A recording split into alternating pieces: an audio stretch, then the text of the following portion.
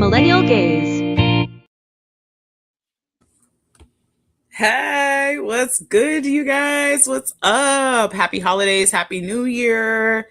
I hope you're having a good day. I hope it ain't too cold for you. It actually it looks pretty nice out there. It's a little crispy, but it's nice out for me. Not It is terrible. windy as hell up in here. We were surprised when we drove. We got home today from all of our Christmas shenanigans, and I walked outside and I was like, "Ooh, it's actually warm." It was like 50, and then the wind started, and now the whole house is nice and chilly.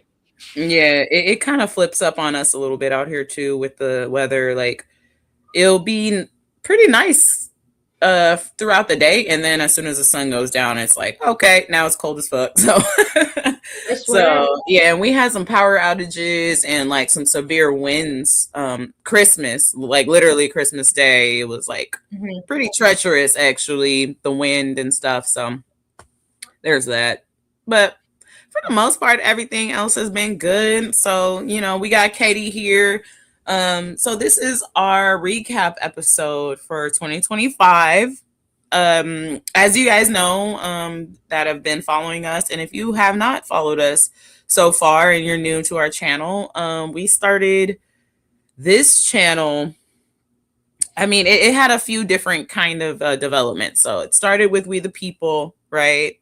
And then, so we were there for the first like quarter of our, hey Lizzie, hey Dahlia, hey Jazzy, hey everybody.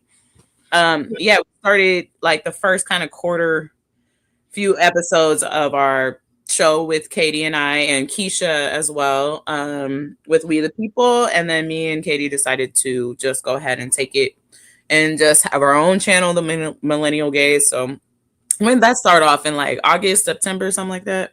Yeah, that sounds about right. Yeah, something like that. Damn, this shit moving hella fast. Right? This is crazy. Yeah. And so we're just going to go over a few of our experiences from the year because literally at the beginning of the year, I was not on Don Lemon. Don Lemon's show is literally how I kind of got here to this place by meeting everybody. Here come Annabelle. She opened the door. I'm gonna have to go close that in just a little bit, but but yeah. So yeah, it's been quite the journey getting here, and so we're just gonna share some of the things that we talked about over the year, some of our experiences, our personal experiences, our experiences with the channel, and we're just gonna have a good time. And also, we're gonna go over a few things that we think might be good to take into 2026 and remind ourselves to kind of so that we can, because 2026 is going to be a doozy, you guys. It's going to be rough. And if you don't think so, then you're fucking stupid. So I just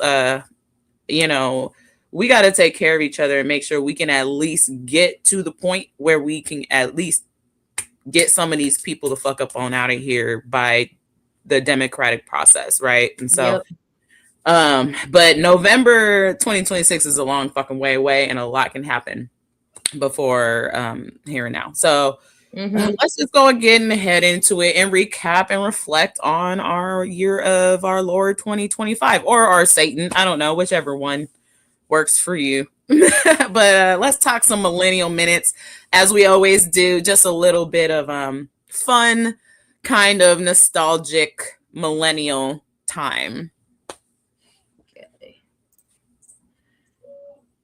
Come on. 90s at one point assumed what they were experiencing was just NyQuil-induced psychosis. Like Ren and Stimpy was about two frequent Geneva Convention violators in the shape of a neurotic chihuahua and a red Manx cat with decidedly orange cat energy, who took turns having psychological breakdowns while the animation zoomed into their pores, their veins, and their gums. This was a show that you could smell through the television, and your older cousin, who reeked like a skunk, was a huge fan for some reason. A dom in a onesie does acrobatics through a dystopian hellscape while flies get caught in her eyelashes, and everyone expires for reasons you will never, ever understand. Every episode felt like you walked into the third act of a foreign language avant-garde student film. No dialogue, no explanation, just vibes and a vertebrae that defied medical science. Rocco's Modern Life was about a wallaby who worked at a spicy phone hotline center, and his neighbor is canonically in hell, but it's fine because it's on Nick, and your parents thought it was about the power of friendship. Every episode contained at least 3 jokes that would get a writer fired today, including one that I am still aghast at the fact that it passed standards and practices, and I'm certain you know the one I'm talking about. Someone cut out photographs of human faces, glued them onto paper bodies, and made them move in ways that God specifically. I don't think this show aired so much as it manifested. Every character looked like a ransom note come to life, and the animation style seemed specifically designed to appear in your peripheral vision in the wee hours of the morning. Oh, this is a deep cut. HBO said, "What if educational programming, but it feels like the test they give you to check for brain damage? You learned math from a face that haunts you to this day, and you learned vocabulary from puppets that looked like they'd been confiscated from a crime scene." The whole thing revolved around post-apocalyptic game show segments hosted by things that should not exist and images that cannot be unseen. I promise you that every single millennial who watched Kind of these like shows 2025 assumed what they were experiencing was just NyQuil-induced psychosis. So yeah, that was just a little bit of a. I saw that this morning and it cracked me the fuck up because I was like, yeah, some of these shit that we was watching was wild. And then I saw another thing that that was Angela Anaconda show used to freak me out, dude. Yeah, I forgot about that one too. I was like, damn, now that's a blast from the past with the Angela Anaconda. Yeah. Also, you know another one also Ed and Eddie. Ed and Eddie but Ed and Eddie didn't quite creep me out. Like, but you know, one that did creep me out just a bit was I did still like it, but Courage the Cowardly Dog creeped me out. Oh my god, I could not watch that show at night. It was frustrating because like he would just be like, bro, like stop letting these motherfuckers into the damn house and shit. Like Miriam, damn. And then Eustace would just be hella mean, and Courage is over here trying to help out. It was just a very frustrating show. And also creepy. But the one thing about the Millennial Gaze that I always like to share with people and like why I started this show is that I just think Cow and Chicken weird as fuck. Yes, it is. All of them are written by like the same people. It's like the same show, just different character kind of arcs. But anyway, I just like kind of going back to those times because I always find it interesting to be like, damn, how did we get here? And I just feel like our age group as adults, now that we are like the middle-aged kind of adult people in the room, we're definitely not the same. We're not built the same as the people above us or below us. We're very unique in our ways. And so I always like to share experiences from what kind of built us as a millennial age group. I always find it to be interesting. So yeah. So that was the only one I was really able to collect because I was doing the most this fucking weekend. And so I didn't have much for the Millennial Minutes. But what do you think about that, Katie? I think they missed, well, I mean, those are all the kind of like crazy shows, but one of the shows that was my jam in the 90s was Rocket Power. Rocket Power. Yeah. Rocket Power, Rugrats, Doug. Yep. Rocket Power is my favorite. Powerpuff Girls. Cat Dog was good. And I liked the adult one, like not the adult ones, the live ones too, like Even Stevens. I like Lizzie McGuire, Raven. That's a Raven. I liked all those too. Sister. Yes, I used to watch Full House a lot. Yeah, all those. Like Nick at Night shows as well were really fun. And yeah, Doug was lightweight underrated. Super like weird. Hey Arnold is also one of my favorites. Oh, I love Hey Arnold. It's so jazzy and cultural and just like very real. I really like that show. Like I actually think it's better for adults. Like rewatching Hey Arnold as an adult is it hit different. You know what I mean? Yeah. So yeah, that's just, you know, we just a bunch of millennials over here. We like talking about our old shit because nothing will ever really replicate those things. So I always like to hold dear to them. Another thing about too is like those shows all happened before like the internet boom really started. Right. like we had internet, but it sounded like this. You know what I mean? Like so we couldn't really do much. Yeah. And you couldn't be on the phone and on the internet at the same time, and shit like that. So those were always good times, and I like to reflect on them a little bit. So anyway, that's like why I started this show, and just our lifestyle as as millennials, as adults, like it's so different. We really have to be creative in the way that we maneuver ourselves through things. Like we were taught that we were going to be okay if we did this and that ended up being a whole bunch of bullshit. And so I think that kind of monitoring how we as a generation kind of maneuver ourselves through the situation that we are kind of put in is interesting, to say the least. Jazzy says, I miss having to hit my big cube computer because it would freeze. Yeah. Do you remember those Apple, like the first kind of like colorful? Yeah, the colorful ones. They were like little jelly. They look like you kind of eat them. Yeah. I remember when it was, what was it? Like GameCube and the first PlayStation games and stuff, we had to like blow on the cartridge. Yeah, dude. Dirt in it and stuff. And yeah, I remember the GameCube is cleaners. Oh, yep, the CD cleaners and all that shit. So yeah, just a lot of nostalgia and stuff, and I just think it's so cool how quickly things moved through just the 30 years that we've been on the planet. You know what I mean? Like it just took off at a breakneck speed, like at a certain point. And so it's just a very interesting thing. People will be looking at us like, how did they do it? How did they adapt so fast? It's because we didn't give a fuck, and we were like, well, we're not gonna benefit from any of this like real change. Like I think we're gonna be like 111 years old if we really see something go down like cool. Yes, N64, but PS2 will always and forever be my favorite game system. You can play a lot of old Nintendo games on the Switch now. Yeah, or just they have different arcades and stuff. They have like all the old stuff. Or just get one of those emulator ROM file holder. You can literally download them on your phone. Yeah, that's what I've been doing that shit since like when you could first do it.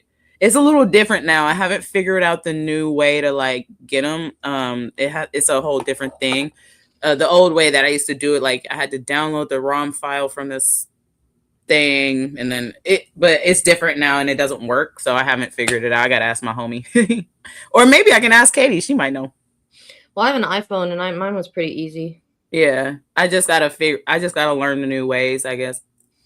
All right, so anywho, so yes, that's how we got the Millennial Gaze kind of going. That's where I started it from.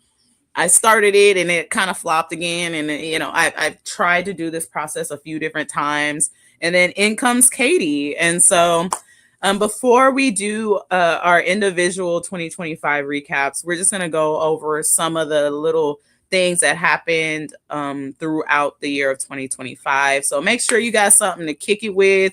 You're warm, you're safe and everything. Some of these things are annoying that we even have to cover, and that this is something that we experienced. But one thing that I do know about this fucking country is that we have extreme amnesia and like to forget shit that happened a few months ago.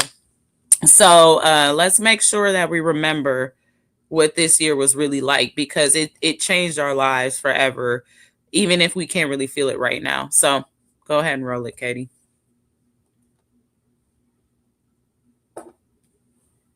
Tries to form a human blockade at a San Francisco immigration court today, trying to stop ICE agents as they attempt to move detainees from a courthouse to a waiting van.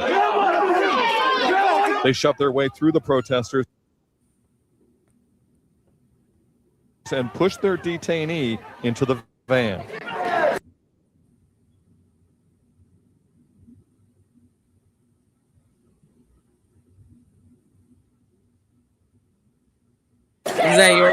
crowd moves with them, including several protesters. Yeah, it's being weird. It's okay. It's like kind of working.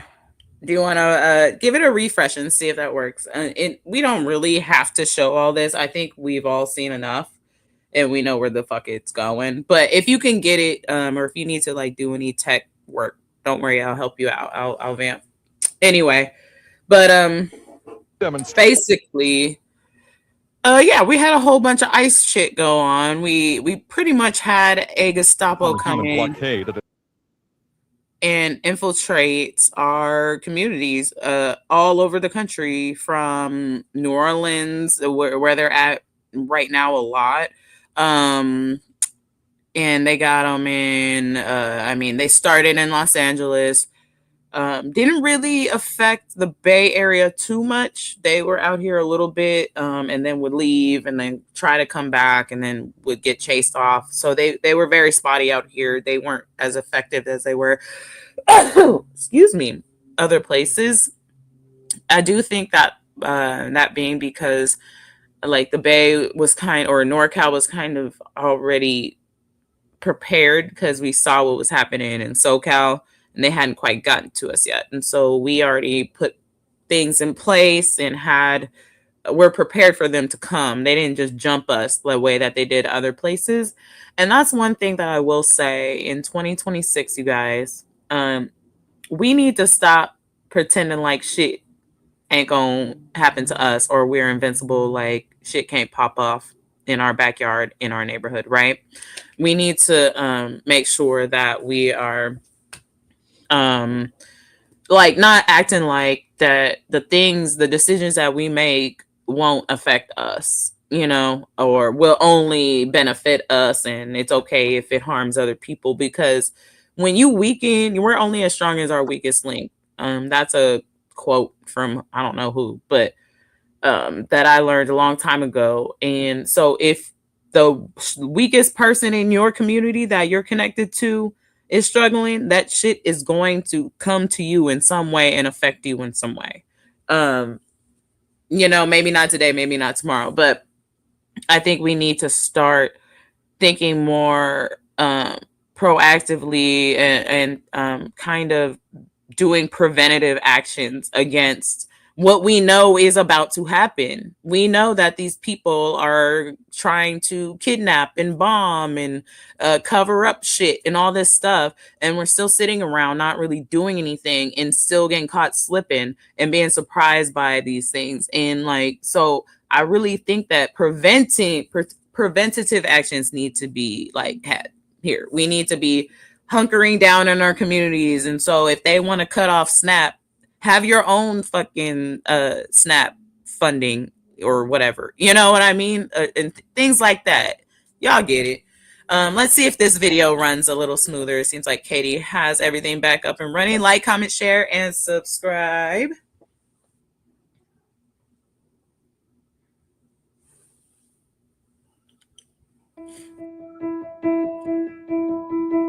I wasn't quite sure in the beginning why this photo was resonating with so many people, but I've come to realize that even though it's a very quiet image, the security guard breaking down in tears, someone you wouldn't expect, you know, a professional security guard, to show that kind of humanity has touched so many people on a really visceral level.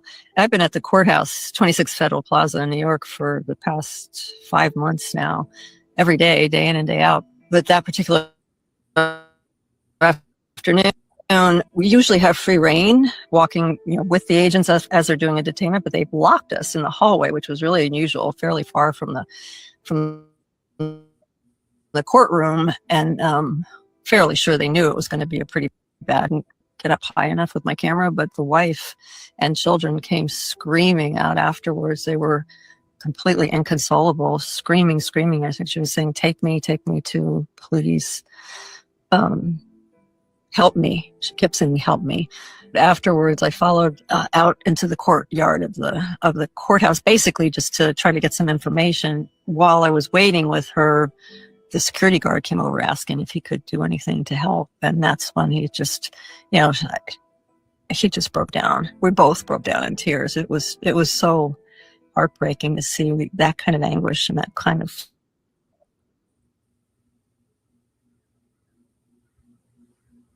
shedding tears also. And then it was over. The scene changed, but I think those are pretty important frames. It's heart-wrenching. I can't even explain how soul-crushing it is to see these family separations. I mean, we're human first. We're not just, walking cameras. I think people tend to forget that about journalists. I mean, what we witness affects us too. It hurts to see these little kids. They're innocent, caught in the crossfire of all this. Personally, I lost my dad when I was 6 years old. And so it's such a hole in the heart of a child to the loss of a parent in any way, death or, something so traumatic like this. I tend to miss so many moments. I mean, I miss more than I get, especially at the courthouse. So I think what I've tended to do my entire career was look for other images as well, try not to fixate on what I didn't take, but try to find another moment that maybe, a reflection of what happened. And occasionally, pictures like this, it wasn't the drama of the scene, but it was an important moment nonetheless.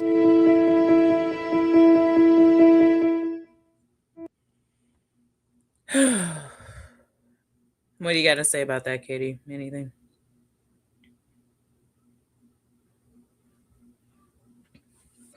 I don't know what's going on with my computer. Can you hear me? Yeah, you're good. You were just a little slow, but now you're moving. You're fine. We'll see what happens. That's just it shows the little bit of humanity that's left because that policeman knew, or that guard knew, he was just, I don't know. It was nice to see some human emotion for once, rather than just all of this hate and all that. Okay, sorry, I just wanted to see something. Yeah, no, I think that I like that I stumbled upon that story and that image. I saw that image before, but it really didn't have the image didn't have all that information from the lady. So I just saw the picture and was like, oh damn, that's that's a powerful image. So and I just want to again really point out that there is humanity here. These are fucking people. These are people here. And I know that a lot of the people feel helpless. What is that security guard gonna do? He's not ICE. He's not, they'll probably beat his ass up too if he tried to step in. You know what I mean?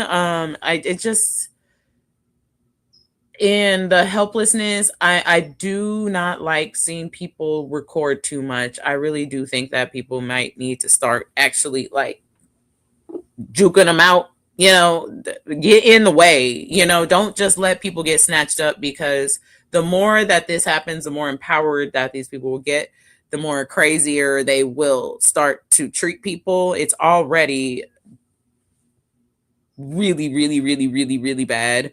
And I don't know how much more worse it could get, but I know that that's possible. And so I think people are probably afraid of being shot. Yeah. Because those ICE agents all have some pretty powerful guns on them. Yeah, I would agree. But a lot of them are also, the thing is that all of them are cowards. So the more people that just stand, if you just are brutalizing someone and you just got a whole bunch of people recording and you have on a mask, what is that going to do to stop somebody? They don't care. They especially if there's no accountability within the actual law. The least you could do is step in the way, because what happens is a lot of them do turn around and go away. They don't actually engage if you do something about it, if you stop them from doing it. But it takes people to get in the way and say, no, get the fuck out of here, talk to them and stuff. And I've seen multiple videos like that where people are actually successful if they work together and protect each other and like hold their ground against that. But just recording is not enough because, and we see why it's not enough because of how often it's happening. Anyway, so that's our ICE coverage. That's one thing that happened in 2025. Here's another fun doozy that we can launch back to. Like, comment, share, subscribe, stay warm, get your food, get your drink. Let's talk about why what Pete Hegseth did, the Secretary of Defense, is so dangerous and wrong and reckless, and why he must be fired or resign right away. By putting classified war plans on an unsecured app, Signal, Pete Hegseth severely jeopardized the safety and security of the American servicemen and women, the brave people who are defending our country and who are executing that attack. Because in this case, it was a reporter who was inadvertently added to the text chain. It could be somebody else next time. And almost certainly Russia, China, Iran are tapping those phones of our highest, most important officials. And so by doing that, if Iran had gotten those war plans, given them to the Houthis would then be ready and know exactly what was coming. They would reposition themselves and Americans would die. That is why Pete Hegseth needs to resign. Let's talk about Signalgate. Let's talk about what Pete Hegseth did, the Secretary of Defense. So, Katie, what did you think about that old Signalgate on the drug dealer app? We are lucky that, I don't know how, and I'm not questioning it, but we're lucky that no one's tried to bomb this country. Yeah. And that nobody from, like, we're lucky. I don't know what it is that's keeping us semi-safe, but it's definitely not this cabinet of idiots. Oh, for sure. 100%. Yeah. I agree with you. That Signalgate thing, oh God, that shit should have been.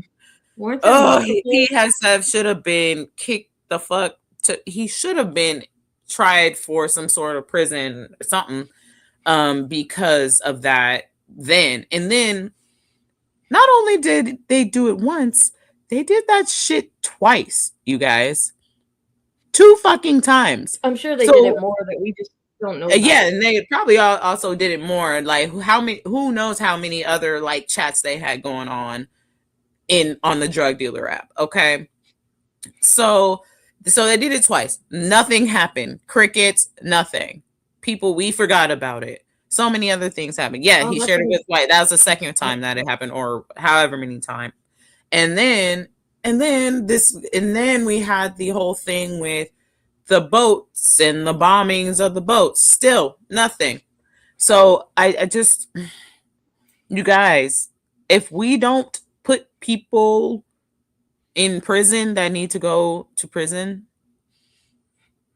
we give up regular society. Just give that shit the fuck up and be ready to live in a straight up post-apocalyptic fucking environment. Okay?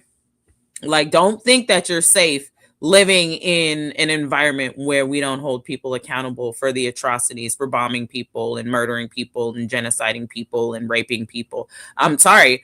We can't live in that society. And if that's what you want, then you better be ready and better be about that business. Okay? That's all I got to say. Yeah. I'm still tired from traveling, but I agree with everything you just said. So yeah, let's move on to another fucked up thing. Let's talk about some mainstream media corruption. Has been muzzled and taken off the air by his network ABC. He didn't end the Ukraine war or solve Gaza within his first week, but he did end freedom of speech. This is government censorship. This is the Trump administration coming after people who speak out against him. Hey, for those of you who pray, now's the time to do it. Love you, Jimmy. This is what authoritarianism looks like right now. In this country, it's happening.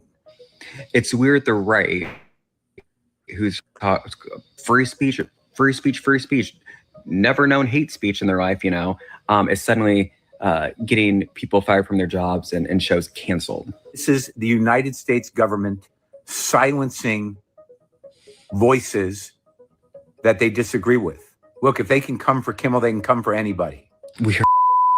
Comedians took to social media to share powerful thoughts and reactions to Jimmy Kimmel's show being abruptly pulled from air by Disney's ABC.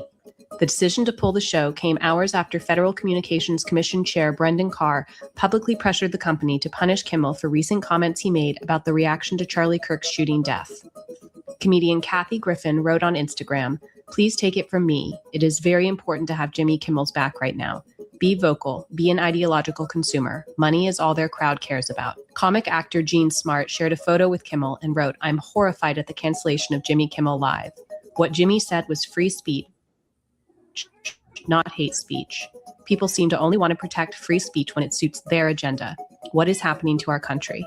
Comedian and actor Mike Birbiglia posted a handwritten note saying, "I've spent a lot of time in public and private defending comedians I don't agree with. If you're a comedian and you don't call out the insanity of pulling Kimmel off the air, don't bother spouting off about free speech anymore." Comedian and writer Alex Edelman posted on X, "This is the actual cancel culture everyone claims to hate so much." Others appeared to celebrate the news. Comedian Terrence K. Williams posted a video appearing to laugh over Kimmel's dismissal. And comedian Steve Crowder shared a post on X with the news and simply wrote FAFO, which stands for F around and find out.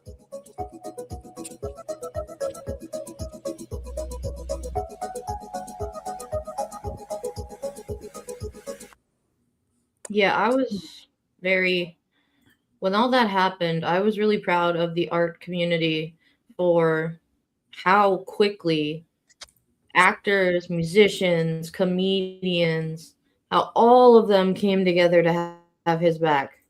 Mm-hmm. I mean, I'm sure that the people who didn't speak out or did like those anti videos have lost lots of followers. Look what's happened to Nicki Minaj recently. Ooh, girl. See, if we had done an episode earlier this week, I would have brought up that whole hot mess because it's bad.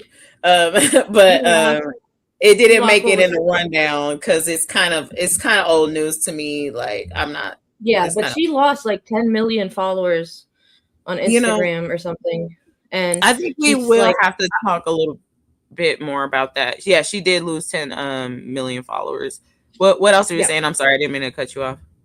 And the fact that like she's literally not a United States citizen.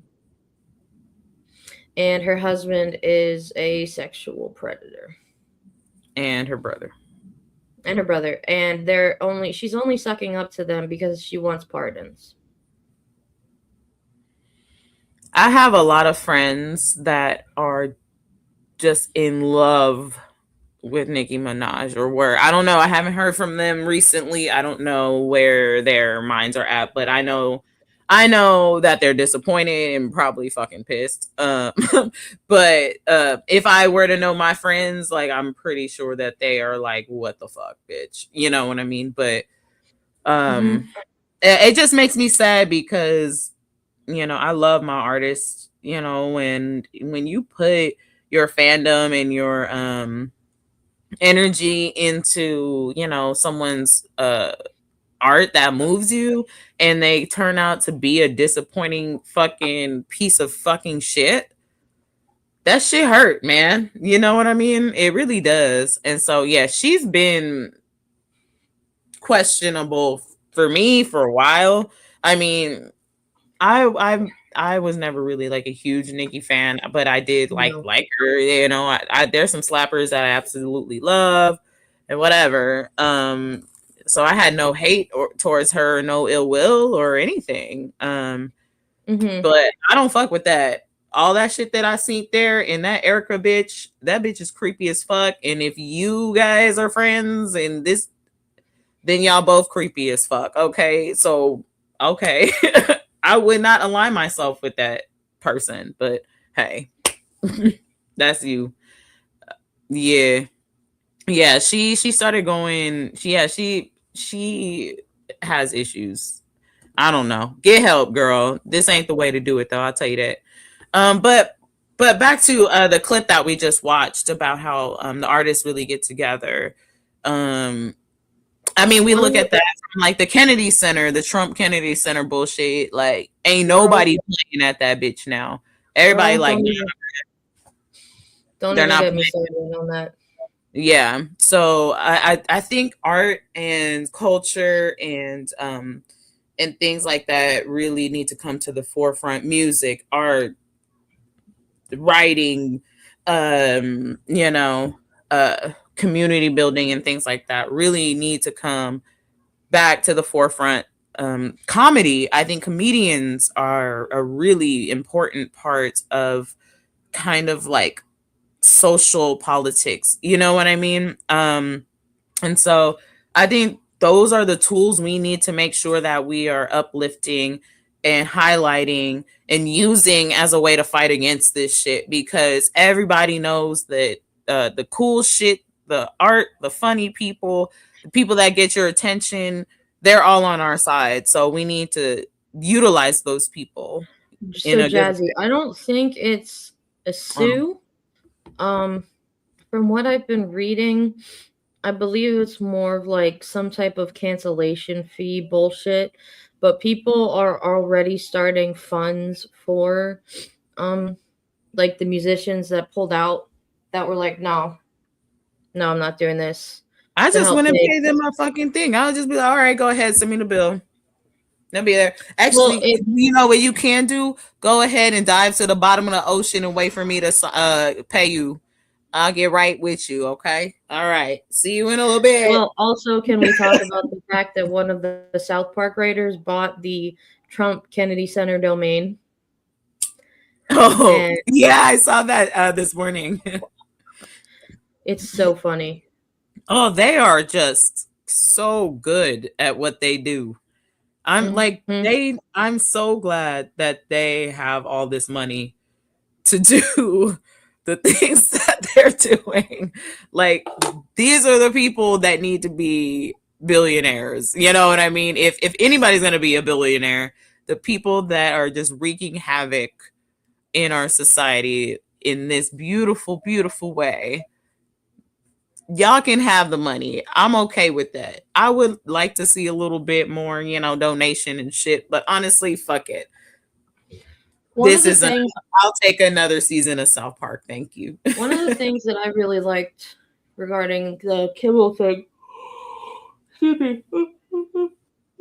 was, I think it was after the Emmys and after Jimmy was back on air, both he and Stephen Colbert went on each other's shows and did interviews. Yeah, that was cool.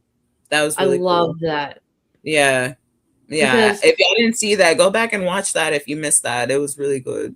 Because one of the things I'm loving right now about the artist community, especially those who are on like this side of the correct side, I should say, is it's not anymore about competition. Like, look at how the late night hosts all came out like to support Colbert and Kimmel. It wasn't like a celebratory, like, ooh, now they're canceled, I'll get more views. It was like, no, we got to stand together. Yeah. Because I think they're smart enough to know that if they come for one of us, they're going to come for all of us. So it's only a matter of time. And there's that as well. But also, like, the stronger you're stronger together. And also, we not fucking with this. Like, what happened with Stephen, and mind you, Stephen Colbert will be canceled in like March or something. I think May.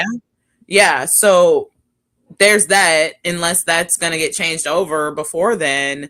I do love on his show is gone. So I do love on his show how they're literally calling out Paramount and being like, oh, so you guys have all this money, huh?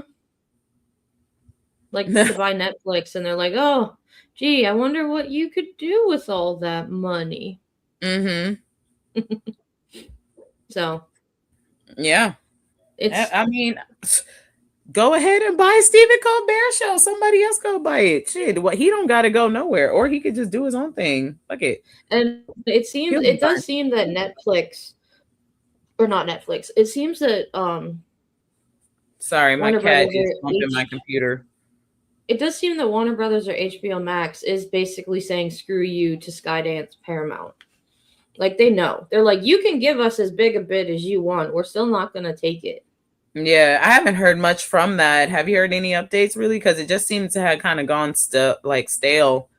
I think what I basically heard is Paramount keeps trying to up the bid, but they're saying no.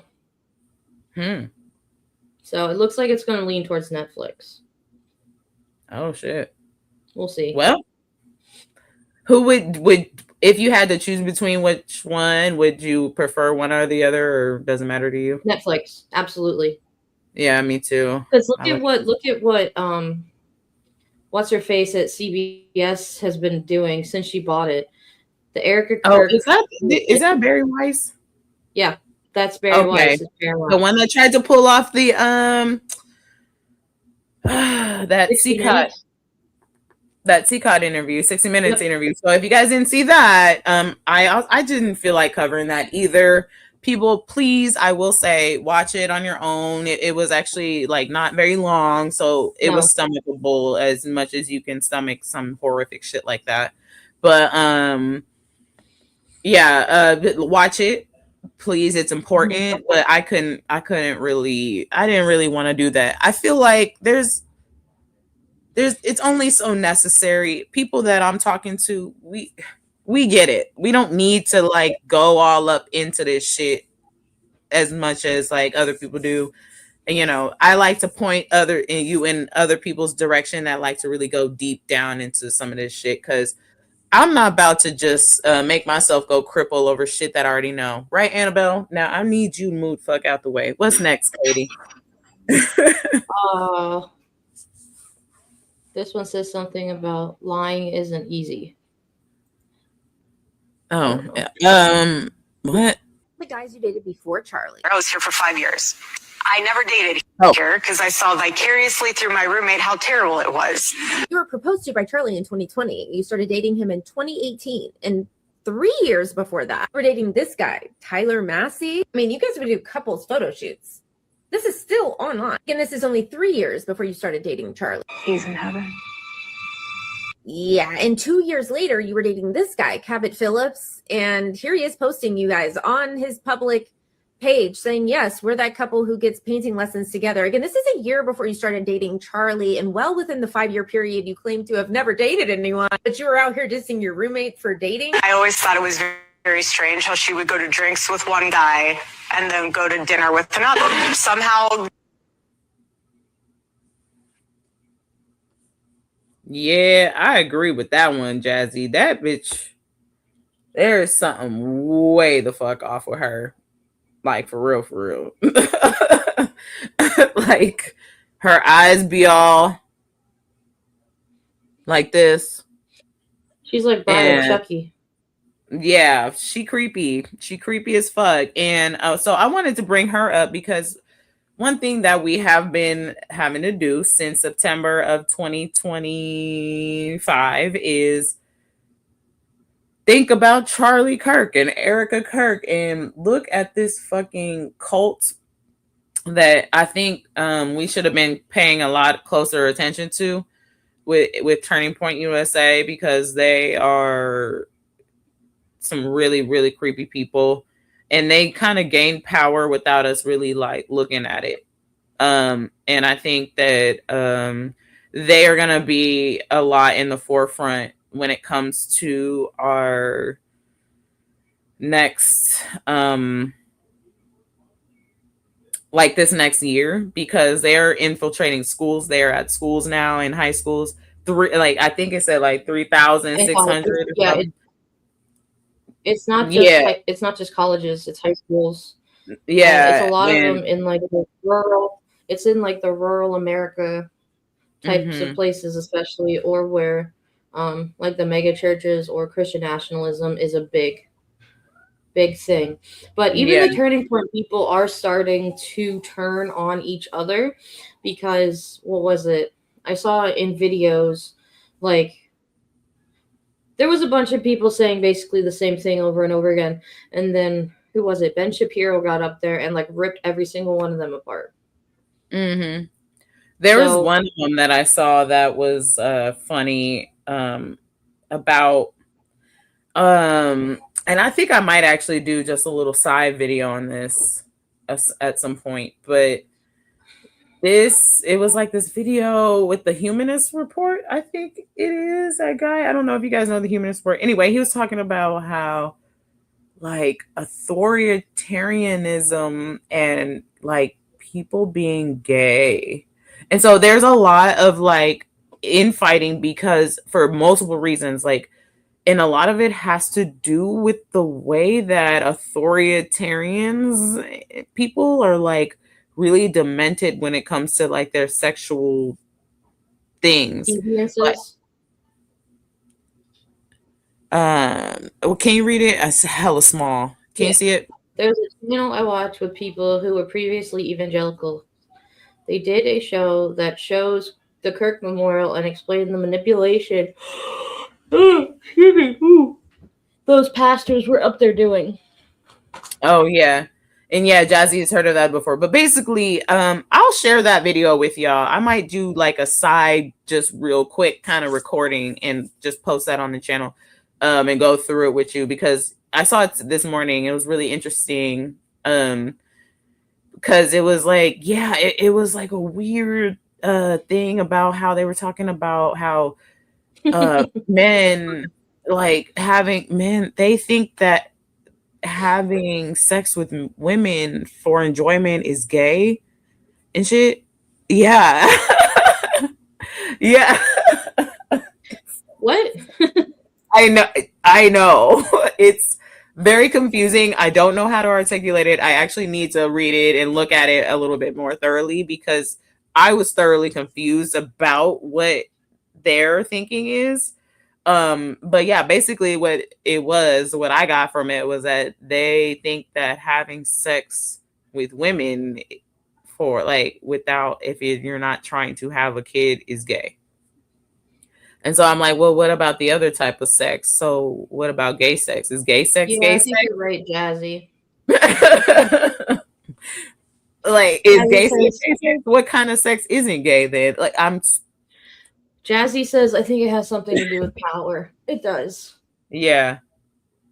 Yeah, it was so weird. We will go over that, you guys. We will go over that, like, that little video. And I'm going to look into that a little bit more because I thought it was very interesting. And it was rooted in authoritarianism, like, in fascism. Like, though they think like that. It's like a thing that they do. It was interesting. I'll let you know that. Yep. Jazzy also says in the military they have issues with SA, and a lot of it is male on male SA. It's a weird power thing they do over each other. And it's not just the military. I mean, it's like some fraternities and like that's why schools have like Title IXs and or at least they used to. Yeah. Wow. We ain't got no titles no more. Just indoctrination. Anyway. Here is one of the hardest working people in news. The homie Aaron has been helping us out throughout our entire journey here at the Millennial Gaze. So one of our favorite people that we like to shout out. I have a list of people that I want to shout out, like not contributors, but like the content creators that and independent media people that I want to shout out for 2025 as well. By the time we're done. But anyway, let's go ahead. Like, comment, share, subscribe. Make sure you're more has a Kennedy Center problem. More and more artists throughout the year have canceled their performances at the Kennedy Center. Ratings at the Kennedy Center are down, according to Nielsen data, year over year. When Donald Trump was hosting this year, ratings went down about 30% compared to last year. Meanwhile, artists continue to cancel in protest of Donald Trump taking over the Kennedy Center. Most recently, Chuck Red and the jazz musical performance on Christmas Eve. But he wasn't the only one. There were many others, including Issa Rae, who canceled earlier this year. And well, now the Kennedy Center is going after Chuck Red for $1 million, demanding that he essentially pay $1 million for canceling his musical performance. But the issue is that more and more artists are only going to be incentivized to cancel because the administration illegally changed the name of the Kennedy Center to the Trump Kennedy Center. There's a brewing issue for the administration. I know the administration isn't too happy about this, so spread the word, follow along for all the news you need to know about. We have some news right now. Donald Trump has a Kennedy Center problem. More.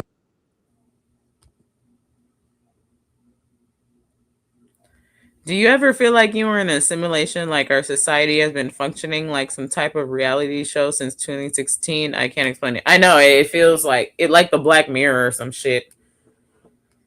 I don't know. Absolutely.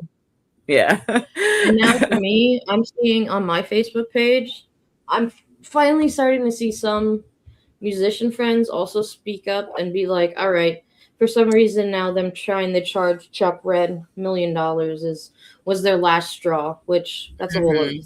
But hold on, Katie, let me look at the doc real quick just to see, because we might be able to skip some shit. But like as artists, a lot of us don't have that kind of money. We don't have $1 million to pay that shit. And we still live in the United States, well, where there should be, standing on your principles, God forbid. Like, this is insane. And they're absolutely right about it being illegal. Like, the Kennedy Center itself was to promote the arts and to honor JFK. It's also a nonprofit organization, so I feel like there's a lot illegal just with that in itself, like simply in itself, that is like what they're doing is fucked up by even like trying to like get money out of them and all that bullshit. Man, fuck all these people. Don't let them scare you talking about, oh, we need money out of you. Fuck them. Tell them to go eat a dick. Okay? Like for real. Like, saute yourself up little mushroom dicks and go have gay sex or not gay sex. I don't know which one it is. But and leave the rest of us alone. Like, I really wish that these people would just do their shit in their caves, like the bottom dwellers that they are. Like, go in a submarine. Go into the Titanic. Spend your $1 billion. Build a Titanic and do your debauchery down there and go fucking murder each other down there and leave everybody else the fuck alone to live happy lives and rebuild everything that you destroyed. I would really appreciate that. How about that, Katie? That sound good to you? Yeah. Yeah. I'm going to skip the next one and go right to what has happened with Marge lately. Oh yeah. Let's get that.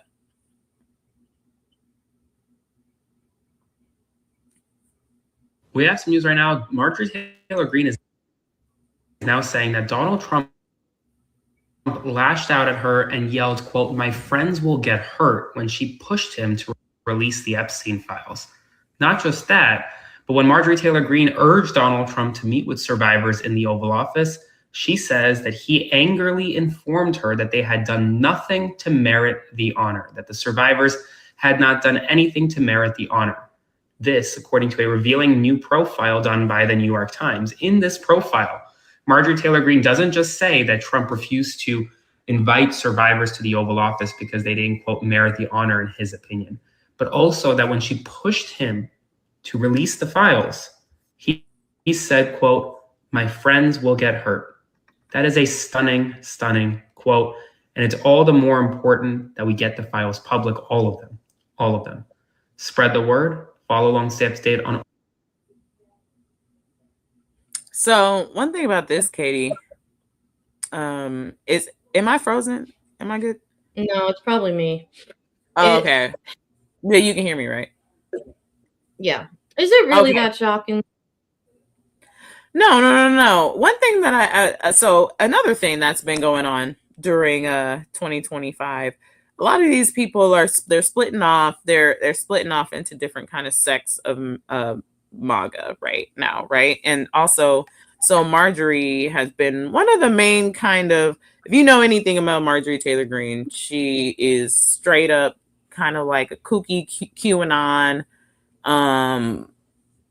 terrible, racist, bigoted, just kind of horrible, very kind of like stupid person. But anyway, if you know anything about her, she loves Trump, and she really stands 10 toes down on her stuff. And one thing that I will say about this new development and this new thing that she's saying, first of all, she's been coming out with pretty much everything in all the conversations that she's having, and she has been on the side of the survivors of this files thing. So I'm gonna have to just give her credit there.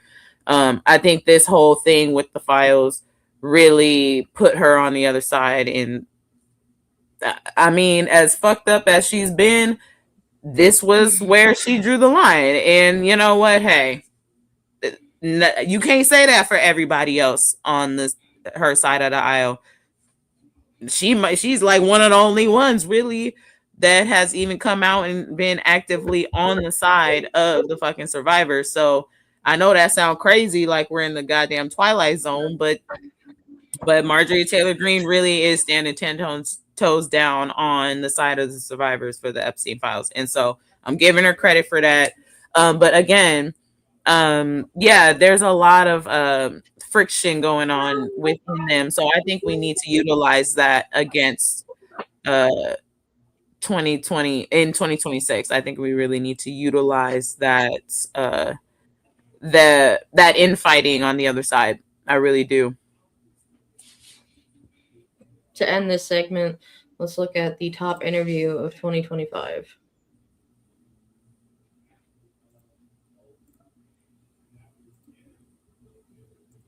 Say what I want to say. I got a freedom of speech regardless of what Donald Trump thinks. I can say the fuck I want to say. What do you want to say to Donald Trump? Fuck Donald Trump. Die from natural causes. Pam Bundy, an idiot. Christy Nome, ugly. Fuck Donald Trump. Get the fuck out of our city. Basically, like, you know, quit racial profiling people. And I just hate all this shit. I hate them. Why is it pissing you off so much? Because they racist. I know deep down is all like some racist shit. You see the shit all over the news and all over the TV, seeing this dumbass shit they saying that day and all this dumbass shit they doing and shit. Once I rolled past here and saw people protest the shit, I don't know. I just want to be heard. They just some fucking idiots, man. I don't know. There ain't really no other way to put it. They racist. And they don't like me and I don't like them. You know, like, they got a problem with a motherfucker like me, but they love Charlie Kirk. Like, what the fuck? Charlie Kirk's a piece of shit. I don't get no fuck. I got a job, too. I don't get no fuck. Dox me. You better not pull up where I be at. Charlie Kirk running around saying stupid ass, racist ass shit, all type of dumb ass shit. They call him a patriot and he was a piece of shit. He was a racist. He said if he see a black pilot, he wonder is he qualified. He a piece of shit, bro. Like, he the one said that a couple gun deaths is okay for the Second Amendment. He said that shit. Then when he gets shot, we all supposed to cry. He was talking shit the minute the bullet hit his neck. He's still talking shit. His stupid ass wife still out here being racist and trying to throw Super Bowl shows. They dumb as hell. And Bad Bunny, Puerto Rican, they don't even know he American. They just racist. Like, they just see, oh, he's brown. He's just racist, bro. So fuck all of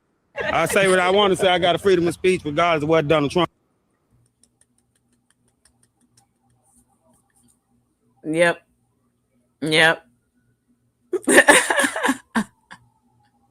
That's my favorite interview of 2025 right there. Oh yeah. He covered it all in like a landscape right there. Yep. We could have just played that from the jump. But yeah, that's the energy we need. Like, I'm tired of people being like, oh my God, May, you cursed on Don Lemon's show and you had a blunt in your hand. Like, bitch, these people are pedophiles. People are getting kidnapped right now. You worried about me cursing on the internet? Bitch, if you don't get some priorities in your fucking life, you must not have survival skills, because this is insane. If you don't get out of here and start worrying about some real shit, ooh. All right, so let's talk about some solutions. Thanks so much for being here, Jazzy and Lizzie and Dally Oops. If y'all still there or popping in and out, invite your friends, like, comment, share, subscribe. Hold on a second. Millennial Gaze. So, you know, we're just having a little recap show, a little fun. Oh, and Katie kind of popped off, but I'll hold down the fort. Yeah, we're having a good just kind of Monday, going over a few things. Yeah, what did Jazzy say? I actually think she's one of the few Republicans who are legit brainwashed. The rest know that they are brainwashed and don't care. No, I really feel you on that. I really do think that some people really do actually have the ability to be like, whoa, I was in a fucking cult. Yeah. You know what I mean? And Sorry, I think no problem. Emma got into her bedroom. But yeah. I think so too. I did read I saw some of the New York Times article. I got some people downstairs. Yeah, I saw the New York Times article. It was definitely enlightening because I do think that she was one of the people that was brainwashed. So yeah, like, I mean, she was indoctrinated, you know, like, for real. Like, she really believed the shit that she was about, you know? So, you know, you got to give those people landing places. Again, you ain't got to braid their hair or anything. But, like, you got to give them a place to kind of land and get off of that, because what happens is if you don't really kind of at least give them a safe place to get out of the abusive kind of mind, like space that they were in and the place that they were in, they'll go back. You know what I mean? And actually become worse. Or get out of the cult mentality. Yeah, exactly. Like, yeah, you got to get them out of that and give them a place to be like, hey, it's actually cool to be here. It's fine. It's safe here to, you know, get through it. You know what I mean? But if you don't give them that place, they will go back to where it's comfortable and probably stay there and not really be able to be recovered. So this is a few solutions. I have 3 solutions before you press play, okay? So I think we need to look at men. I think men are a huge problem. I think white people are a huge problem. And I think that women need to take, like, the patriarchy needs to go down. Like, I think women really need to be the next leader. So I have a few little clips here that just kind of highlight some of the things that we can think about moving forward.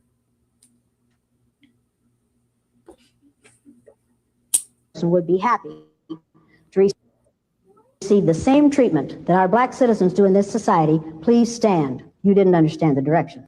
If you white folks want to be treated the way blacks are in this society, stand. Nobody's standing here. That says very plainly that you know what's happening. You know you don't want it for you. I want to know why you're so willing to accept it or to allow it to happen for others. A white person would be happy to receive the same treatment that our black citizens do in this society. That's a little short one. Good for her. Yeah, that's Jane Elliott. I forget the date that it said on there. Is a little small, but yeah, I loved how people did stand up. I think people did stand up at first, and then she was like, "Y'all didn't understand the assignment." Right. Yeah. And some people, you know, maybe, I don't know that's the little clip that we got, but that's one thing that I've been kind of preaching this entire year, maybe even a little bit before that, before even this channel, is like, we have found a way that into like selfishness and like an independent kind of social independency and mindset where we don't think about other people. And so like we've come to a place where we don't think that the shit that's happening to other people won't happen to us, you know? And so, and I think that's very toxic. Jazzy brings up a good point. Oh, wait. I honestly think we have all been pushed to not like each other because that's how they get us to be controlled, to see people in your own country as other and immediately fear them. Well, that's the point, right? That's easy. Oh man, there's another clip that from an old movie that really laid that shit out. I should have put that on the doc, but I still have it in the Remember email. what So movie it was? it's in. I'll just put it in the doc. Actually, it's right here. It's in the email. I'm looking at it right now. Yeah. 1 second. But yeah, it lays it out. Yes, get the guys to fear the others, and they never see who they should really fear. That's like some shit out of Lost. Yeah. Okay, I'm throwing it into the doc right now, like right at the bottom. Okay. An exit message for you,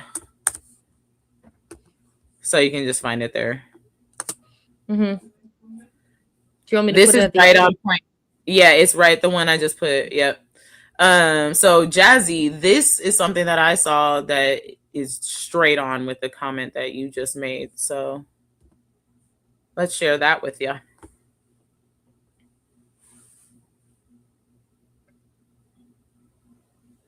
Hold on. Yep, that's it. Cool. Like, comment, share, subscribe. I hope you have a nice, warm, cozy drink and blankies, and you're having a good time hanging out with us. They don't even like themselves, Jazzy, for real. That's the funny thing about it, right? Like, they don't even like, they hate everything. They don't even like sex with women.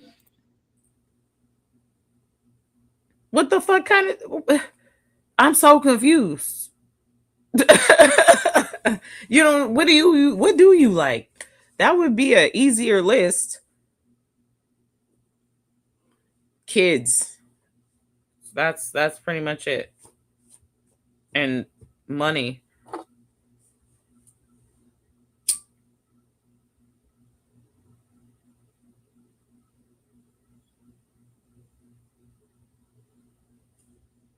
And oil. Have a really weird thing with oil.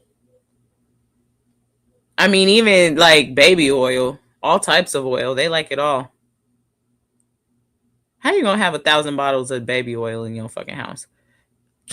We can't hear it. Is it going? Katie, can you hear us?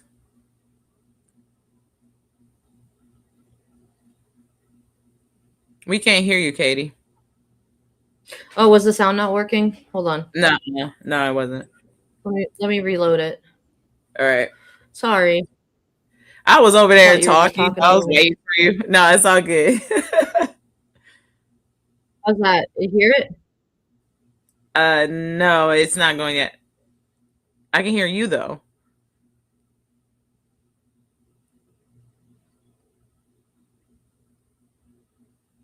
Sometimes you gotta press a little microphone on it.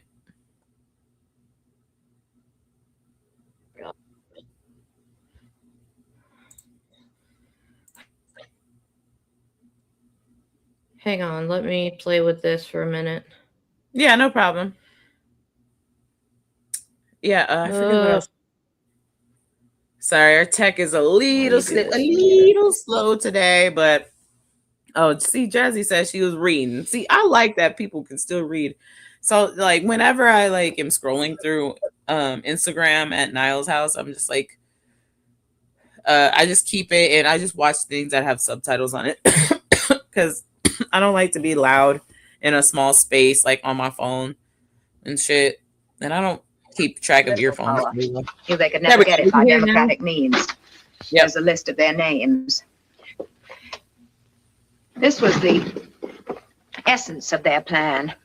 Here are some articles ready for release to stir up all the little hatreds of the whole nation against each other. This was an article to be published in an anti-Semitic paper attacking the Jews. This was to be used in the Farmers' Gazette to stir them up against the city dwellers. Here's one attacking the Catholics.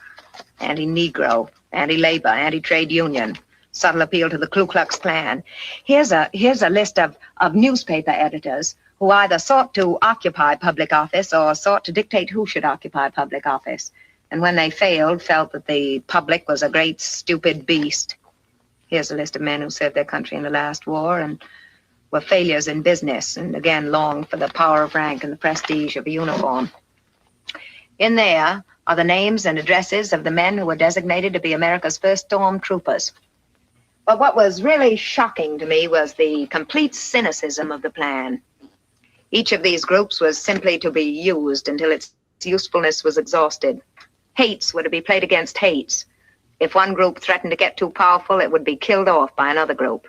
And in the end, all these poor little people who never knew to what purpose they were lending themselves would be in the same chains, cowed and enslaved, with Robert Forrest and his handful of power-thirsty henchmen cracking the whip. This is what I found. These are like, I mean, this is when Trump's dad and shit was like alive and shit.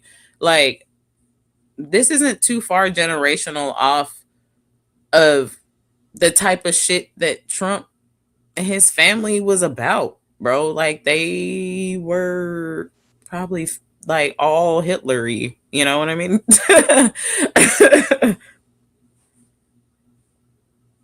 I don't see how they aren't they like German?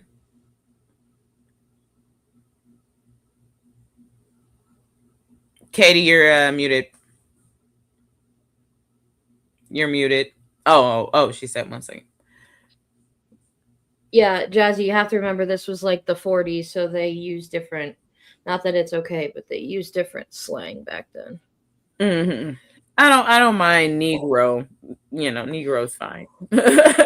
Because that's a different way of that. That's a different connotation. But yeah, once you start going, that's a very good point.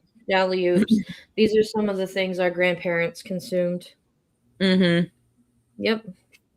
Mm-hmm. Yeah, these aren't like too far off generationally, you guys. Like the woman from the last person survivor of the, I think it was a Tulsa massacre, died at 111 and never got like her shit back after all those years.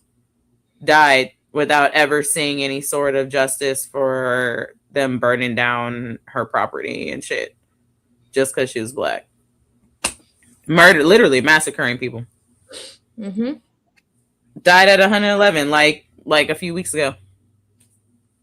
So, and like this is like not far off from shit. So, like, I don't know how we're surprised that Trump is the way that he is. Like, if you read Mary Trump's Never Not Enough or Never Enough or something like that, his niece's book, it's a short read too. It's pretty easy to go through.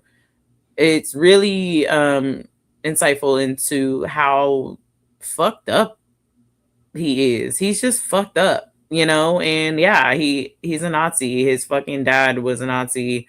They're powerful, gross, disgusting white supremacist men with micro penises.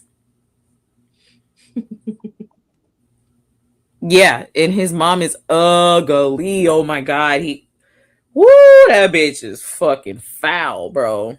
I think I think that bitch is inbred. Honestly, I think they might have a little bit of that going on in there too, because the way he talk about his daughter, might insinuate some things. Just saying. Hold on. I found a. Someone need to check in on Ivanka too. I'm gonna say I'm pretty sure he's touched her. I wouldn't be surprised if some shit came out about that. Yeah, I know. Look at that. Ew. Look at ooh. Oh. They look awful.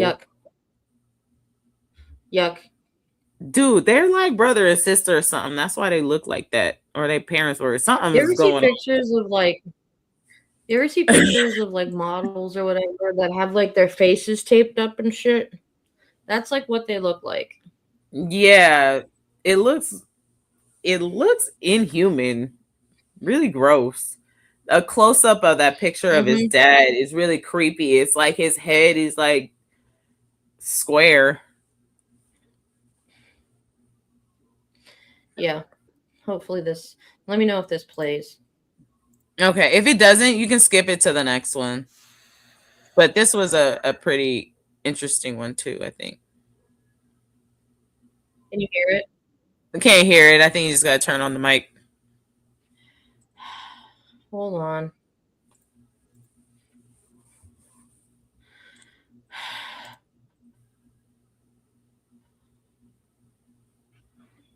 Sorry about the tech issues, guys. No worries. If just give us some time. We're taking it one step. Like, comment, share, subscribe. It's nice to be here. Because think about it. What y'all. kind of mind sees another human being, a whole creation of God, and believes they are superior because of the amount of melanin in their skin? What kind of psyche dedicates centuries to building systems, laws, religions, and economies to justify hurting, stealing from, and traumatizing an entire group of people? It's not normal thinking. That is pathology. Racism ain't rooted in strength. It's rooted in fear. Fear of equality, fear of accountability, fear of losing power, fear that if we thrive, they lose control. That fear creates delusion, and delusion creates violence. That is textbook mental instability, y'all. White supremacy required a mass delusion so strong that it convinced a whole society that kidnapping, raping, selling, and lynching human beings was not only acceptable, but moral. Now that requires cognitive distortion. That requires disassociation from reality. That requires a lack of empathy. All of that is symptomatic of a collective psychological illness. And here's the real truth. The harm that they inflicted on Black people for generations was a mirror of the harm already living inside of them. Because mentally, whole people don't create oppression. Confident people don't need control. Emotionally healthy people don't need domination. Only a sick mind needs to convince itself that others must suffer for it to feel superior. But let me flip this. The miracle is, even though this sickness tried to break us, we never broke. We built families and churches, businesses, culture, music, art, and innovation that shaped the entire world. That is the sign of a healed mind, a resilient mind, a divine mind.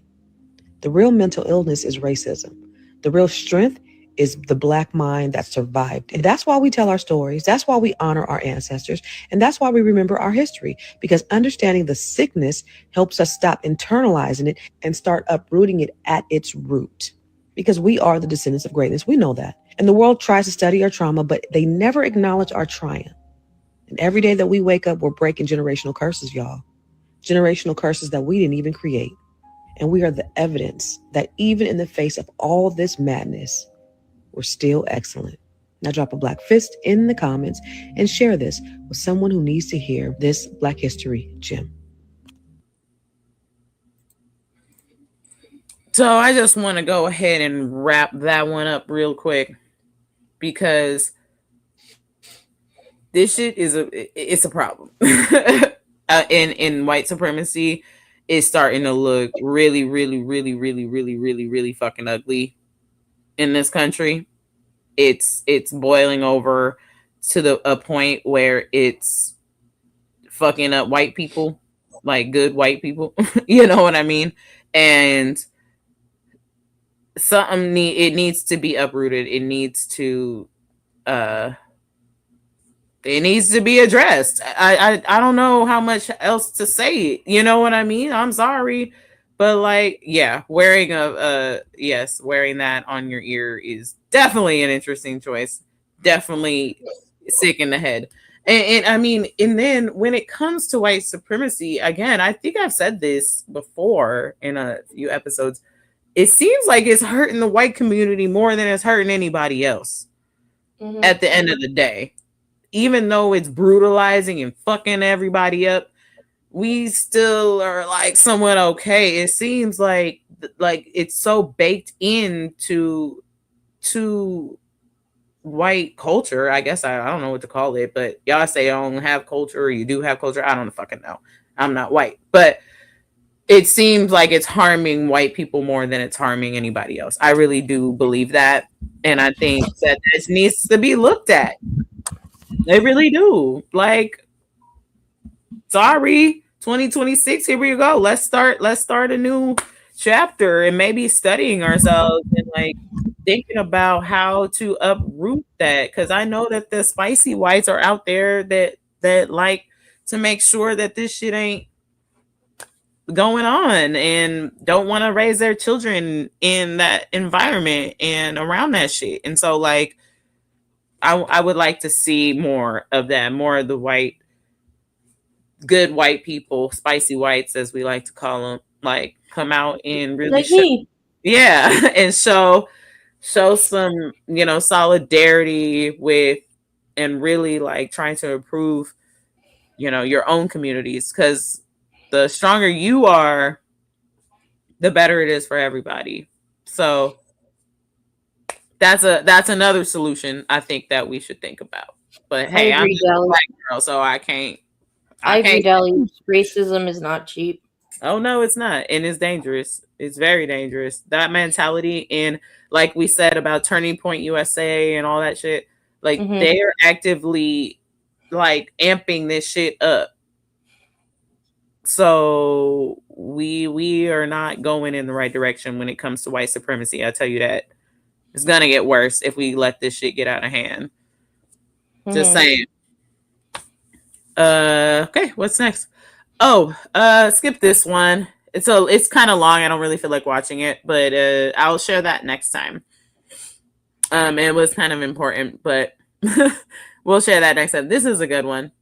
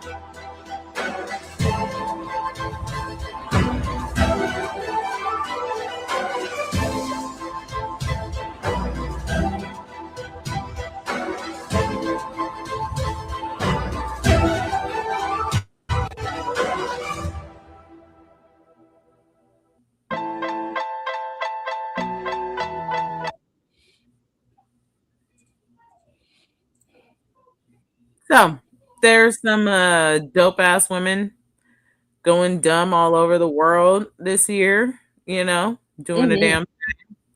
And again, like I said, I think women really need to just start taking more leadership roles because hello, I think we've given the men enough chances. I think the men might need to actually sit the fuck down and shut the fuck up for a little bit and figure their shit out. Okay? Because especially in this country. Yeah, I don't know if you go back a few episodes, we've shown some pretty insane things that men these days are talking about and how they're teaching their boys to talk and behave and do and whatever. And so I think that maybe men need a timeout. Maybe they need a little rest. I think they need more than a timeout, but that's just me. Yeah, maybe need a little definitely need some timeout. We'll start with that because their leadership is actually leadership is not even the word for it. This is just childish bullshit. I mean, I've been seeing the shit that these dudes are talking about on the internet, talking about, oh, if you lose your SNAP benefits, oh my God.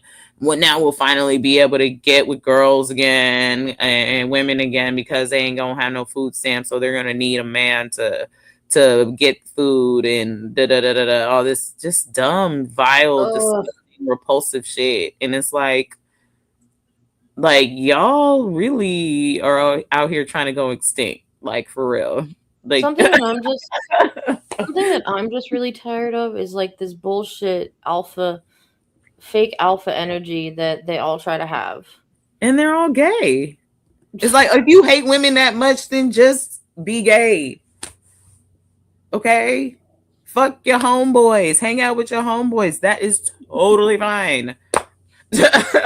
Yeah. So I don't get it. But yeah, women aren't people to them anymore. It's that's a whole nother thing that needs to be addressed.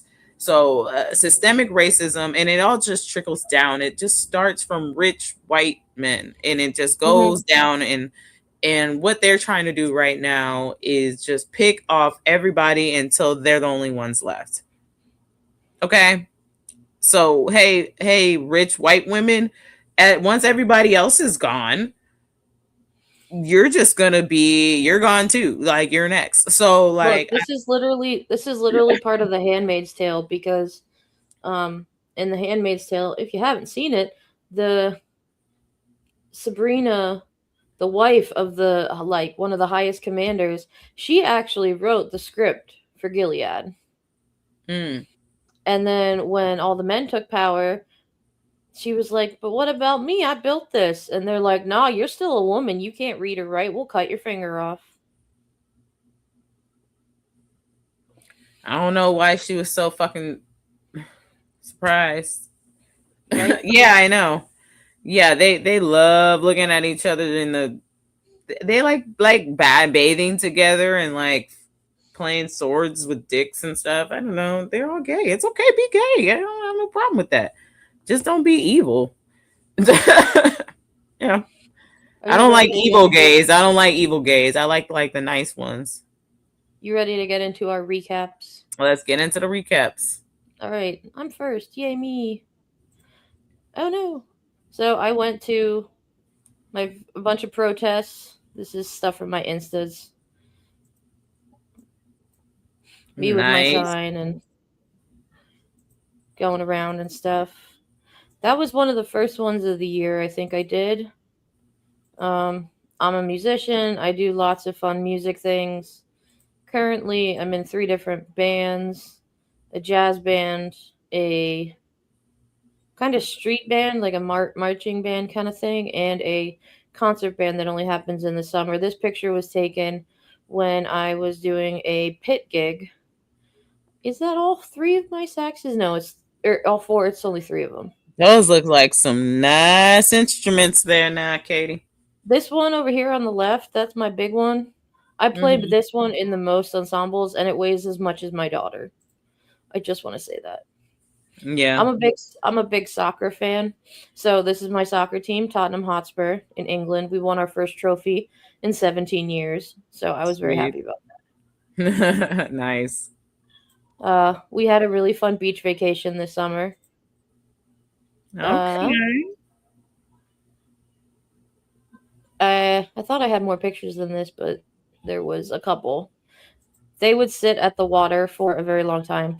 I think they would sit at the water for like an hour and a half and just hang out. It was adorable. Aww. We lost our car. We had this wonderful Subaru for 10 years.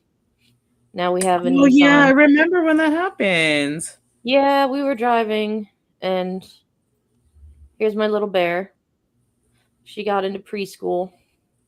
Once we found out she got into preschool, and she's doing amazing. Okay.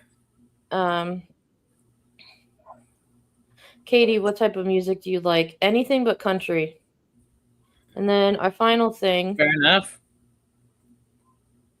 Yay! Little bear. Yeah. Little bear. Do the end of May. Oh, you got a little. What is that? Gemini? Yeah, you got a little Gemini on the way. Yep. Well, that's just, some of my recap. I have my 20-week ultrasound at the end of January, where they basically just make sure that all the bones and everything are there. But we did like the genetic testing and stuff, and that all came back negative. So that's you got a congratulations in here. Thanks, Jazzy. Yeah, I'm pregnant. We finally told the in-laws on when we were up for Christmas, and they were very happy. My mother-in-law hugged me like 4 times. It was nice. They're like, oh my gosh. And now all their grandbabies are girls. Because our niece is also, female. So. Okay. Oh, wow. Yeah. Well, that's good. That we were just talking about how we need the women to just be coming out here doing a damn thing. She is a little powerful thing, and we got to spend some quality time together when we were up to visit them. She and I like to go on little adventures, even if it's to like a tiny mini mall, just to get her out of the house, you know. Mm-hmm. So, Yeah. and she told me that I'm her favorite person in the world. Oh. And I was kind of like, oh my god, my heart. And just seeing her with Emma and listening to the two of them, just like their feet running around and laughing and giggling, like it was nice. It was definitely very nice to take a break from all this. Oh yeah, girl. Ooh, girl. Don't I know? I definitely needed it. Yeah, like I've just kind of reflecting back on kind of this year. I've been pretty much on a daily basis on the news, you know, or in the news somehow, and it's been a lot. It's tiring, but hey, but I like the work. I think it's important. I think it's very important, and it's changed my life. So it's just nice to kind of take a break from it, though, because Yeah, I think and the break was well deserved, I guess you could say. Yeah, I think from like the 24th to today, I've maybe watched about 30 minutes of news. Oh yeah. No, I've been watching hella movies. We watched Rat Race. We went street running the other day, and we've been going out on like little dates or whatever. That's been fun, and just kind of like watching movies and smoking weed and shit, you know. We watched our favorite Christmas movie that I'm pretty sure my husband and I can quote verbatim, and that's National Lampoon's Christmas Vacation. I know Chevy Chase is a piece of shit, but it's one of the funniest movies of all time. That movie hella funny. Yeah. We watched Friday After Next. What else did we watch? Man, we watched. So, Jazzy, you're into reading books. My husband, my beautiful husband, just bought me for Christmas the I've Had It Ladies book, and I can't wait to start reading it. The something Lazy Life Susan. is the Lazy Susan of shit sandwiches. Yes. Yeah. So excited. That sounds like a good read. I've always wanted to get my hands on that one, but our local bookstore closed, so maybe I'll run across it at some point. Yeah. And now let's get into Miss May's recap. Okay, I got a recap. What's up? I added one to the doc. Okay. As well. All right. So this is before I was already doing my YouTube channel, like Maymoney in the building, but I went to Beverly Hills for the first time and stayed in a mansion and worked I don't have the music on because copyright, just so you know. It's okay. Don't, no worries. But yeah, this is a photo shoot that I did at the Beverly Hills motel and hotel. And yeah, I had a whole weekend where I just kind of spent some time out there being all fancy and shit, and it was very nice. So that was the beginning of the year. And let's go ahead and go to the next one, because I got a whole bunch of little slides, because I'm telling a little story here. This is before I was on Don Lemon and all of that. Actually, no, I had just started Don Lemon show. Like, it might have been the third or fourth week that I had been on the Don Lemon show. And so this is a craft market. This is where I met my boyfriend, Niall.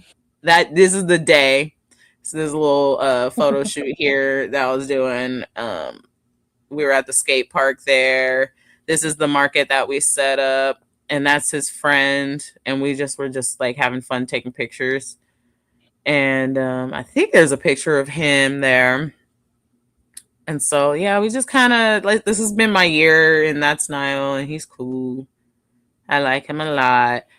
And yeah, so that's just kind of like the beginning parts. And I think I had just started We the People then. But yeah, I do craft markets. So, you know, I sell jewelry and my art. And I did a lot of photo shoots this year too, which I like to do. So this is like one, and this is where I took the photos for my magazine cover article that I had this year as well. I forgot to even share that, but that was a thing that happened. But yeah, I think that one plays. But yeah, that's a like little fun reel that I did from a photo shoot I did, and that's how I got like my my photos for the article, like my professional ones and like some nice headshots from that day. And I've really been networking with some really cool people, and it's all like women's foundation, women owned businesses and women entrepreneurs and stuff that I got aligned with last year into this year. So I still really be fucking with them. So this is a fun clip from one of the Don Lemon shows, I think, from this year. But one of the first, I don't know, one of my favorite ones. Excuse my voice. I've been sick all week, but I'll try to project as much as I can. Yeah. I want to just start with what Nicole said. I really do highly agree with the taking the money, like keeping our federal taxes, especially California. I'm in the Bay Area. I don't think that we should be playing in funding any of this until they get their shit together. So I highly agree that financially is run these pockets is the way to go until, make it temporary. We don't got to secede from the nation, but especially if SNAP benefits and things like that are being taken away, we can just keep our money and make sure that Californians are okay, but back to kind of what we were talking about, notice how, excuse me, how quickly the mood changed from when, we were talking about on Tuesday and everything that happened on Tuesday to, 2 days later, maybe, to where the mood's at again. And so that's why I wasn't very like up in arms and like, yay, about, what happened on Tuesday, even though it's good. And yes, it's a little bit like moving the needle, maybe a centimeter or two. But first of all, we have to keep the momentum on. But again, I'm not going to give no cookies and flowers for people, for us just doing our basic bare minimum like things to have a functioning society. Okay, like yeah, people went out to go vote. That's what you're supposed to do. You're supposed to vote like with an educational kind of mind. When you go into the voting booth, you're not supposed to accidentally vote for a fucking fascist. Like you're supposed to not be a fascist and vote for one and not vote in your own self-interest. So I'm not going to give cookies and clap and flowers for people that just pass the tutorial. Like that's like us being like, yay, you did such a great job at, at not failing the test, but you got a D. Like that doesn't work that way, you guys. And so we got to keep the foot on the gas. And I don't think we're doing near enough because it's only been 2 days and look at the horrific shit that we've just seen. It's like nothing happened. I agree, Maymoney. Yeah. So that's just me sharing like everything that I've been doing over the year. A lot of it has been Don Lemon and being on here with you guys and stuff like that. And then I think there was one last one that I had. We can have that as an exit. Okay. Yeah. So yeah, because I have a really fun thing to share with y'all before we go. But yeah, anywho. So yeah, I think that's our episode today. We had a doozy of a year.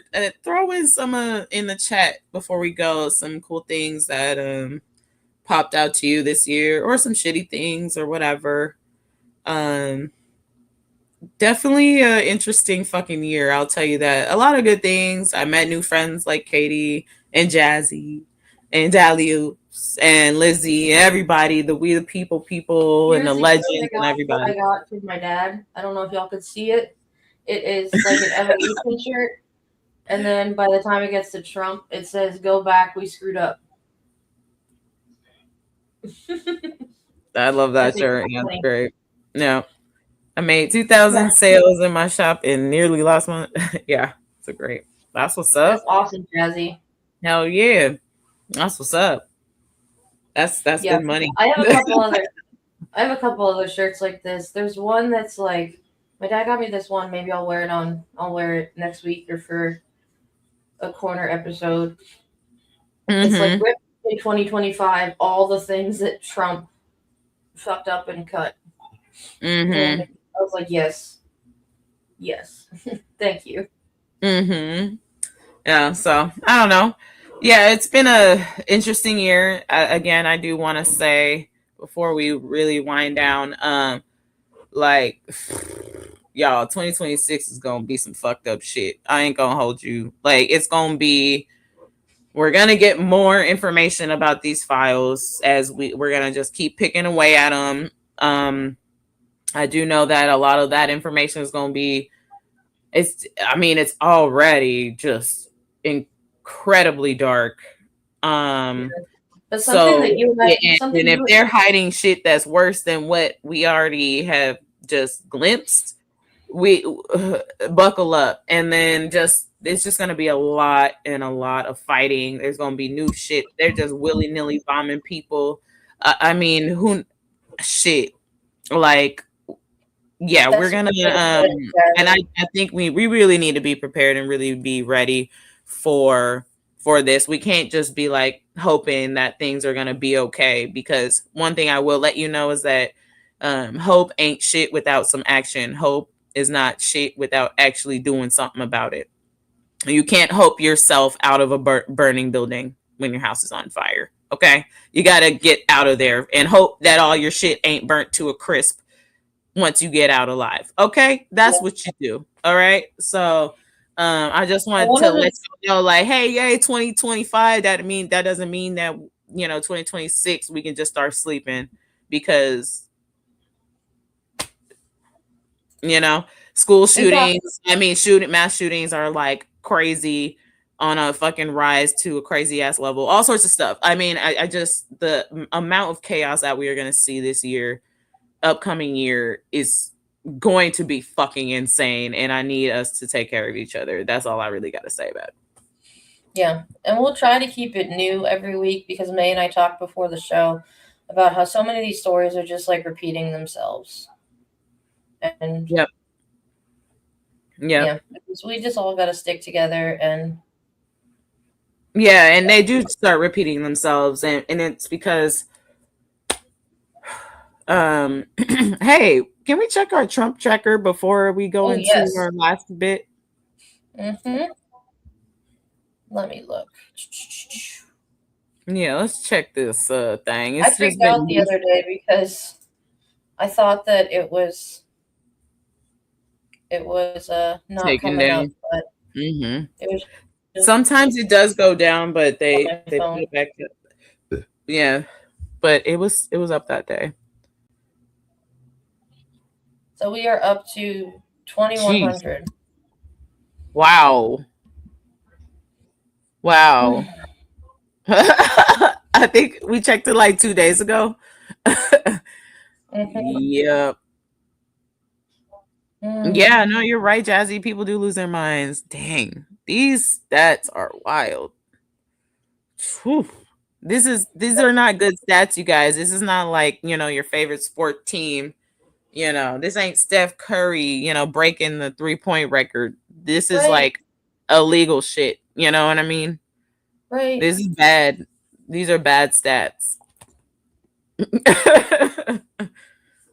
Of course, the highest one looks to be undermining democracy.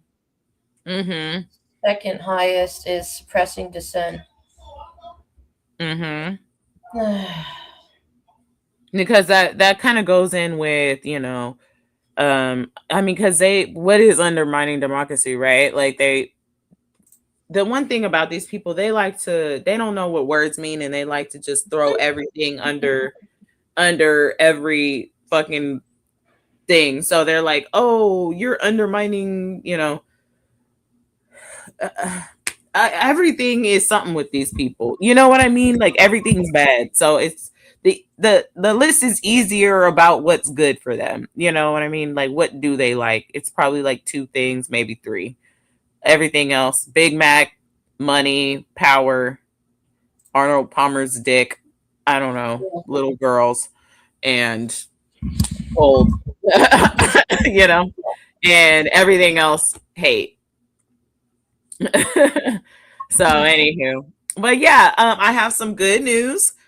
So once I get off of here, I'm gonna start braiding my hair. I think it's dry enough for me to start to start doing something with it. But I got some fun news to share, so go ahead and run this. Oh my gosh, if you haven't had a bow wow, then you don't know what you're missing. This is like, they say, give me one margarita, I'm a whatever. A bow wow will have you doing some shit that you will not be responsible. Let's put it that way. I'm going to be going live in New Orleans on Frenchman Street at DBA and Spotted Cat on New Year's Eve, starting at 6 p.m. Central Time, 7 p.m. Eastern Time. You got to tune in because we're going to get lit. We got 4 bow wow. Oh my God, that's strong. Taste that. Come on, taste it. Tell me what you think. We're starting early. I picked a bad time to stop drinking. Oh my gosh, if you haven't had a bow wow. So Maymoney is going to New Orleans, you guys. I'm going to be out there. I'm so hyped. I was watching while I was kind of starting my hair process, watching Don on his subathon, I think it's called, some shit like that, where he's just out getting lit in New Orleans right now, kind of like pre-New Year's Eve partying. And I wish I was already there, but I fly out Wednesday morning. I arrive Wednesday afternoon. I'm going straight to the party. And then I'm coming straight back after the party. I'm going straight back to Oakland, not even staying overnight. But I have the VIP ticket, so I will hopefully meet some pretty cool people. DL Hughley, Duce Sloan's gonna be there. Big Frida is gonna be there. And I think I heard Jen Welsh is gonna pop up, so I might be able to meet some cool people, y'all. So I'm gonna go out there. Party. Gonna make sure I eat me some good ass like New Orleans food. If I can catch me a good ass jambalaya, I'll be set. I'll be set. And so I'm really excited, and it's gonna be a good time. I'm gonna be safe, but I'm just like super pumped to just kind of experience something fun. Low key, a little jealous. Oh no, I'm gonna share everything with you guys, and I'm gonna like stream as much as I can. So like I'll make sure that thank you, Zally. I'll make sure that I'll like share experiences with y'all, and I'll be in the airport hanging out for quite some time. So I might try to see if Katie wants to link up at some point and join me on a live while I'm just chilling at the airport, and we can talk and hang out or whatever. Yeah. And because that's gonna be a lot of time where I have downtime to just kick it with y'all. So yeah, we don't have any plans, so and so yeah, I've been to New Orleans. I've just never been an adult in New Orleans. So I wish I had more time to spend, but it was either get the ticket that I could get to get out there and come back, and that was the only one that really worked for me with my finances right now. So it was either do that or don't go. And so I was like, fuck it, let's go. Like, actually, it seemed cool because I don't even know if I really want to like be out there like that by myself. I would much rather like have somebody with me if I'm going to be traveling out there, like, for more than a few days. You know what I mean? So yeah, fuck it. I'm just gonna go out there, party in New Orleans with Don Lemon and shit, and then fucking come back to the town. I'll be back at home on the 1st at 4:35. That's when my plan. So you better get some like energy drinks, 5-hour energies. All I gotta do is just like rest on the plane and rest in the airport. As long as I rest on the way there, I'll be set. Cause like I be up, like I don't ever even really be sleeping like that anyway. So good luck. I never sleep on planes. Oh yeah, I can knock out on a plane pretty good. I'm just gonna bring Pikachu, and I got my little Pikachu and I'm gonna be good, girl. I'm gonna be set. So I'm very excited. And inshallah, as long as everything goes to the way it's supposed to go, then it will be a quick trip. And I'm going to share as much as I can with you. I hope I get some really like fun pictures with Don and everybody. You know what I mean? And Oh, I'm meet. sure he's excited to meet you. I know. And then like I don't know. He don't be paying attention to shit. He probably will be like, What's Maymoney doing here? Like, bitch, I told you that I was pulling up like a month ago.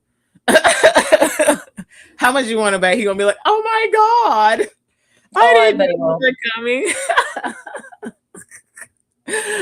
But yeah, it'll be fun. And then one thing that I did that Niall pointed out to me that was funny before we go, he was like, because you've been on his show, people are gonna recognize you more than you recognize them, like because like my face is the one that, so I'm like, oh my god, I didn't really realize that. Like we were like, oh my god, it's Maymoney. If it's a whole bunch of lemon heads in there. So yeah, he gonna be doing backflips. I'm about to be going dumb. I'm just gonna be this dancing with my margarita like this. I don't know if he's gonna. Well, I don't know if he's gonna make his 10 o'clock show tomorrow. If he's drinking all that. I know. Them bow wows, bro. Do you know what a bow wow is? Nope. Okay, so it's 6-part rum. So it's 3 different type of light rum, 3 different type of dark, and I think it's like pretty much like a Long Island builds the same way, like with some triple sec, some lemon juice, whatever, lime juice, probably. What else do you put in Long Island iced tea? But probably some fruit punch or some shit in there. I couldn't drink that. that. It's like a rum punch, like an extremely fucking dangerous rum punch. Yeah. So now you know what a bow wow is. I don't think I'm gonna be going for it. I don't really fuck with rum like that no more. Those were like my high school days where I was fucking with like Captain Morgan and shit. I don't do that no more. I can't do that no more. I'm more of a tequila girl these days. Speaking of which, anywho, but yeah, anything else before we go, Katie? I don't think so. I hope you guys all have a fun New Year's Eve. Stay safe. Tune in to Don Lemon. Tune in to us. Yes, of course. Like, comment, share, subscribe. And I hope that we can really like make some forward momentum with our channel in the new year. And also, I will definitely be seeing you and going spontaneously live throughout the night in my trip in New Orleans. So keep an eye on that. It's going to be so much fun. Make sure to share. And I'll let you know how it goes. But until then, keep it gangsta, y'all.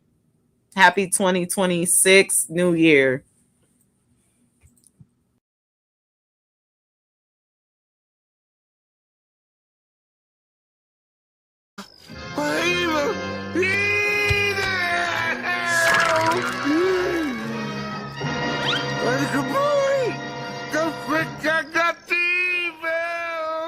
All I said was there's evil afoot. Evil!